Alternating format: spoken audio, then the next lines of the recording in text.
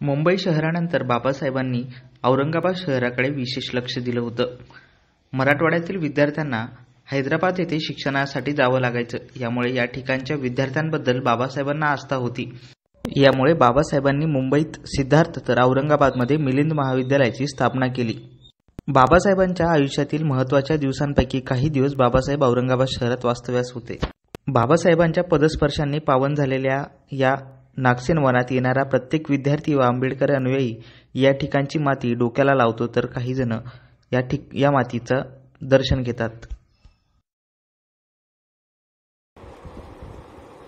People's education society मुंबईची स्थापना Bharat Ratna doctor Babasaheb Ambedkar यांनी 1945ला केली आणि सिद्धार्थ महाविद्यालयाची सुरुवात मुंबई येथे त्यांनी केली. 1950ला भारतरत्न डॉक्टर बाबासाहेब आंबेडकरांनी औरंगाबाद येथे मिलिंद महाविद्यालयाची स्थापना केली आणि उच्च शिक्षणाची गंगा या मराठवाड्यामध्ये वाहू लागलेली आहे. भारतरत्न डॉक्टर बाबासाहेब आंबेडकरांच्या समोर जे उद्दिष्ट होतं की दीनदलितांच्या मुलांना, गोरगरिबांच्या मुलांना, कष्टकऱ्यांच्या मुलांना, सर्व जाती धर्माच्या मुलांना उच्च शिक्षण प्राप्त झालं पाहिजे. कारण की हे जे विद्यापीठ आहे हे विद्यापीठ मिलिंद नंतर स्थापन झालेलं आहे. त्या अगोदर जे BA होतं ते उस्मानिया युनिव्हर्सिटीतून करावं लागत होतं आणि मुलांना इथल्या इथे शिक्षण मिळावं, दर्जेदार शिक्षण मिळावं म्हणून बाबासाहेब आंबेडकरांनी मिलिंद महाविद्यालयाची स्थापना 1950ला केली.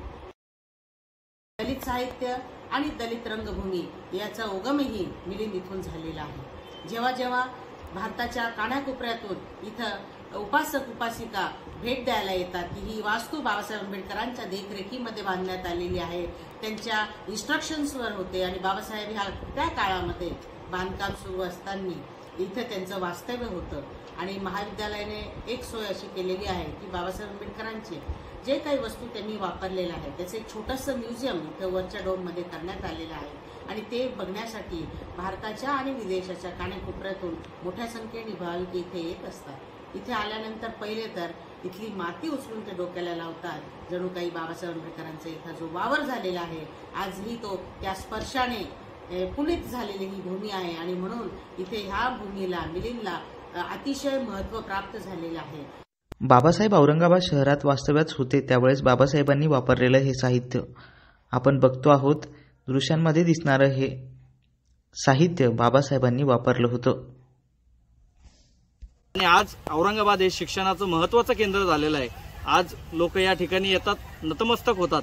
याला कुठलंही धार्मिक कारण नाहीये किंवा अंधश्रद्धेचं काही कारण नाहीये, तर लोकांच्या भावना या मातीशी जोडलेल्या आहेत. बाबासाहेब आंबेडकरांचा परिस्पर्श या भूमीला झालेला आहे आणि या भूमीमध्ये आल्यानंतर आपल्या जीवनाचंही सोनं झालं पाहिजे म्हणून अनेक विद्यार्थी खेड्यापाड्यातून वेगवेगळ्या ठिकाणून या ठिकाणी शिक्षणासाठी येतात. आज या भूमीचं अत्यंत महत्त्वाचं, श्रद्धेचं, ऊर्जेचं केंद्र म्हणून मिलिंद कॉलेजकडे पाहिलं जातं. सुशील राऊत, न्यूज 18 लोकमत, औरंगाबाद.